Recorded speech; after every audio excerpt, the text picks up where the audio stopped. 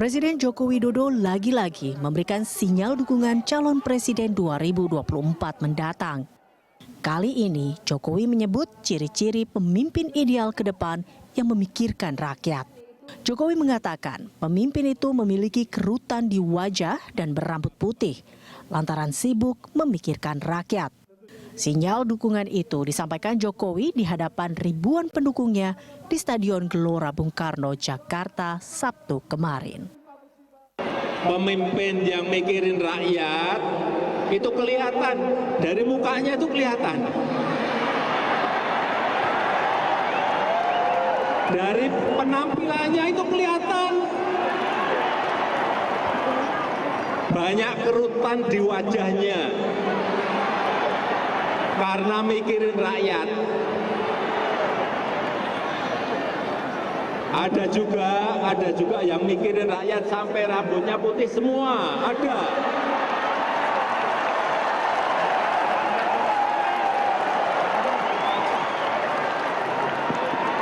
Kalau wajahnya celing, bersih, tidak ada kerutan di wajahnya, hati-hati. Lihat juga, lihat rambutnya. Wah, kalau rambutnya putih semua, nah ini mikir rakyat ini.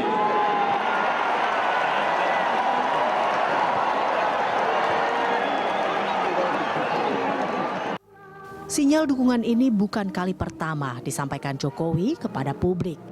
Di berbagai kesempatan, Jokowi kerap memberikan dukungan kepada sosok yang dianggap layak memimpin bangsa ke depan. Sebelumnya, mantan Gubernur DKI Jakarta itu secara terang-terangan mendukung Prabowo Subianto pada Pilpres 2024. Jokowi mengaku ia kerap berdiskusi dengan Prabowo mengenai masa depan bangsa. Lalu siapa sosok yang akan didukung Jokowi pada Pilpres 2024 mendatang? Tim Liputan melaporkan. Rambut putih dan wajah berkerut. Ini adalah indikator pemimpin ideal versi dari Joko Widodo. Ya, menurut Presiden Jokowi ini adalah ciri-ciri pemimpin yang memikirkan rakyat. Bahkan ia mengatakan pada relawannya untuk diminta berhati-hati dalam memilih pemimpin nanti di 2024. Ya, tentunya apa dibalik sinyal rambut putih Jokowi ini? Kita akan membahasnya bersama dengan sejumlah narasumber yang telah hadir bersama kami di studio BTV Semanggi. Sudah ada Mas Adi Praitno, Direktur Eksekutif Parameter Politik. Terima kasih Mas Adi telah bergabung bersama kami. Dan di samping Mas Adi sudah ada Pak Sarmuji, politisi Golkar. Terima kasih Pak Sarmuji. Selamat sore Mbak. Melalui sambungan telekonferensi bergabung bersama kami di sini sudah ada Pak Hamka Haq, Ketua DPP PDI Perjuangan, serta bergabung Pak Kris Budiharjo, anggota SC Gerakan Nusantara Bersatu. Terima kasih Pak Kris dan juga Pak Hamka telah bergabung bersama kami. Saya ke Mas Adi. Mas Adi, rambut putih, wajah berkerut. Sinyal apa lagi kali ini? Anda membacanya seperti apa nih? Ya, saya kira ada dua hal ya. Pertama, Jokowi bicara tentang kriteria soal capres di 2024. Kriteria umumnya adalah mereka yang bekerja keras, kemudian tahu persis situasi, kondisi dan kesulitan yang dihadapi oleh rakyat, kakinya menyentuh ke tanah dan tidak berada di Menara Gading. Kira-kira Jokowi ingin menegaskan Presiden 2024 adalah replika politiknya Jokowi. Ya, yang tidak hanya duduk istana, tapi kemudian bekerja dari satu tempat ke tempat yang lainnya. Itu kriteria umum. Yang agak ramai itu ketika Jokowi bicara tentang karena saking sering dan seriusnya berpikir tentang rakyat, rambutnya sampai putih dan langsung diteriaki Ganjar Pranowo. Kan itu yang ramai, seakan-akan ini adalah satu sinyalmen khusus ya yang kemudian diberikan kembali oleh Jokowi bahwa Jokowi untuk 2024 orang yang disebut dengan merakyat, bekerja keras ya, kemudian kakinya nyentuh ke tanah adalah Ganjar Pranowo. Karena Jokowi bukan hanya kali ini saja mengendorse Ganjar Pranowo. Dalam acara Projo dalam beberapa waktu yang lalu juga serius. Bagaimana Jokowi terang-terangan mengendorse Ganjar Pranowo sebagai orang yang dianggap sangat mungkin akan diusung untuk 2024. Hal inilah yang sebenarnya mulai hari ini kan memantik kegaduhan-kegaduhan. Bukankah Jokowi itu adalah kader PDIP yang mestinya tidak bisa mendahului ketua umum mereka bicara tentang pencapresan. Tidak heran kalau sejumlah elit PDIP per hari ini juga itu silih berganti mengkritik acara relawan yang kemarin. Oke, sebelum masuk ke situ, tapi artinya sekarang bukan secara tersirat lagi, tapi ini sudah secara langsung Anda melihat dengan sinyal kemarin dia menyebutkan rambut putih, wajah berkerut, ini sudah secara langsung ia menunjukkan dukungannya untuk 2024 seperti itu.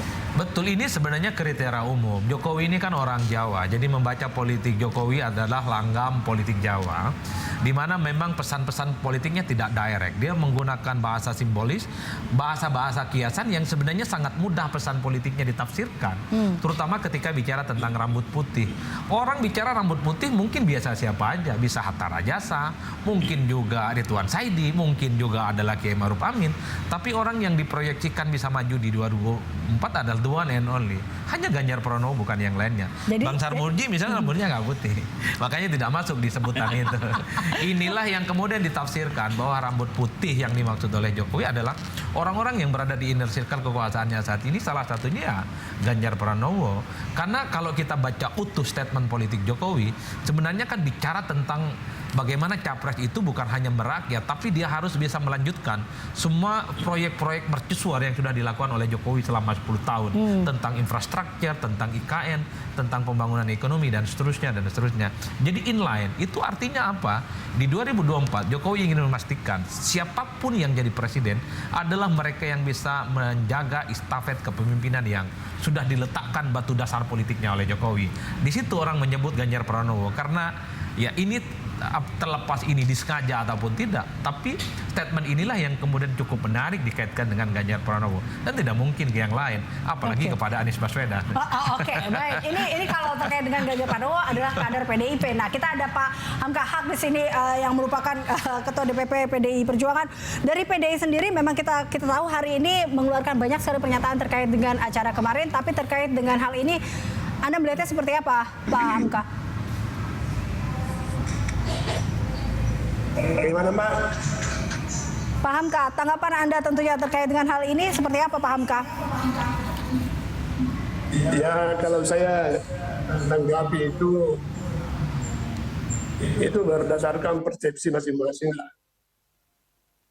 Karena biasa kan orang memberi contoh-contoh saja, misal-misal, tapi tidak berarti seperti itu, ya kan? Tapi bisa juga memang diartikan seperti itu. Jadi bagi saya menyebut seperti itu hanya kriteria-kriteria umum. Misalnya kalau ada orang yang berkerut dahinya, ada orang yang putih rambutnya, itu berarti memikirkan rakyat. Ya memang seperti itu, antara lain kriterianya orang pemikir rakyat. Tapi tidak berarti bahwa sudah pasti seperti itu pilihan Jokowi. Ya kalau menurut saya kan hanya menyebut saja seperti itu. Oke. Karena tapi memang di satu sisi memang juga dapat diartikan seperti itu. Jadi dapat ya, dapat tidak, begitu maksud saya. Tergantung pada persepsi masing-masing melihatnya. Nah, ya. Oke, baik. Artinya kalau kita lihat, Hasto Kristianto mengatakan bahwa ini sebagai gimmick politik. Anda sepakat dengan itu? Bagaimana, Mbak? Ini kurang jelas ini. Ya, Sekjen PDIP mengatakan bahwa ini sebagai gimmick politik. Berarti Anda sepakat seperti itu?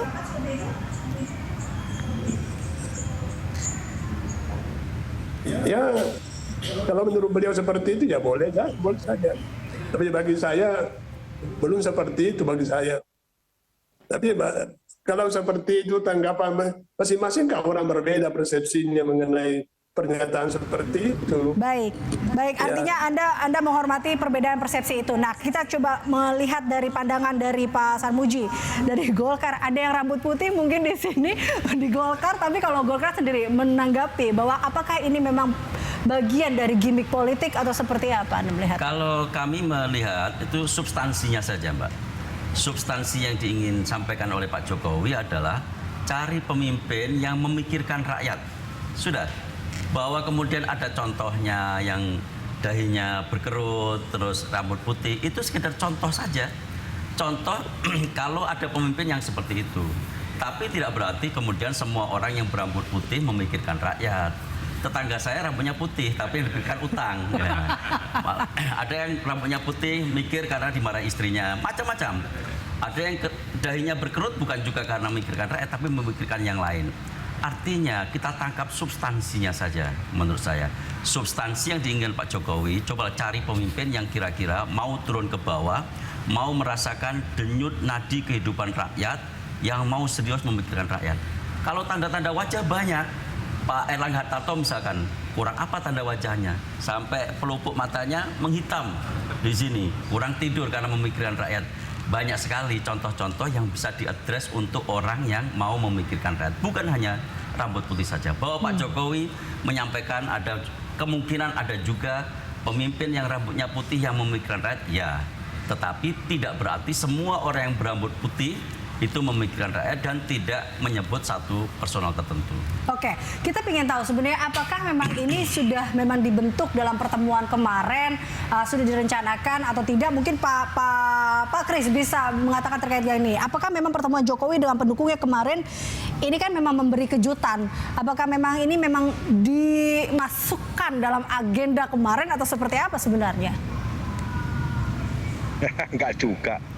Saya kira itu spontanitas Pak Jokowi di dalam menyampaikan pandangan pendapat tentang contoh. Tapi substansinya kan bukan itu. Substansinya kan kita tahu bahwa kita mencari pemimpin itu yang benar-benar bisa melanjutkan daripada program-program Pak Jokowi. Kita sekarang menjadi pemimpin dunia. Kita setelah menyelesaikan banyak masalah tentang pandemi, tentang krisis ekonomi dunia, G20 dan sebagainya. Sehingga ke depan kepemimpinan Indonesia di mata internasional itu harus dijaga betul. Nah ini mestinya yang banyak dikupas. Bukan hanya memang yang paling seksi adalah Pak Jokowi menyebut ciri atau contoh misal. Seperti rambut putih, memikir rakyat kerut dan sebagainya. Itu hanya bagian kecil untuk guyonan supaya gayeng saja saya kira. Tapi bukan itu, substansinya bukan itu. Anda sendiri menanggapi bahwa itu pernyataan terkait hal yang diucapkan oleh Presiden seperti apa Pak Kris? Ya itu masih tanda-tanda gimmick aja. Jadi tapi Presiden belum memberikan sebuah arahan nama siapa Pak Ganjar, kayak Pak Prabowo, Pak Erlangga, tidak. Tidak ada sebutan nama itu. Karena sebelum beliau pidato kita juga ketemu beliau dulu untuk sedikit biasa Presiden setiap ada acara selalu mendengar suara-suara daripada relawan yang diwakili oleh setiap organ untuk menyampaikan apa sih yang terjadi di masyarakat. Bagaimana pasca 24. Pertanyaan itu bisa secara tertutup disampaikan oleh ketua-ketua relawan. Dan Pak Presiden memberikan jawaban secara lugas. Tapi beliau tetap belum menyebut nama.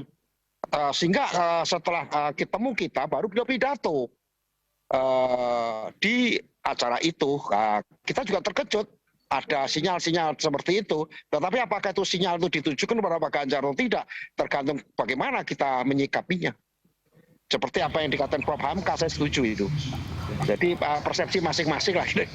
Oke, nah ini tergantung persepsi masing-masing. Tapi Mas Adi kayaknya Anda yakin 100 mungkin 1000% bahwa yang ditujukan ini endorse salah satunya untuk Pak Ganjar. Tapi kalau tadi ada yang menanggapi bahwa ini merupakan sebenarnya gimmick politik dari seorang Jokowi. Anda sepakat dengan hal itu? Ya kalau bicara tentang substansi saya kira tidak ada bantahan apapun bahwa Presiden itu harus merakyat dan dekat dengan keseharian dan kesulitan yang dihadapi oleh rakyat.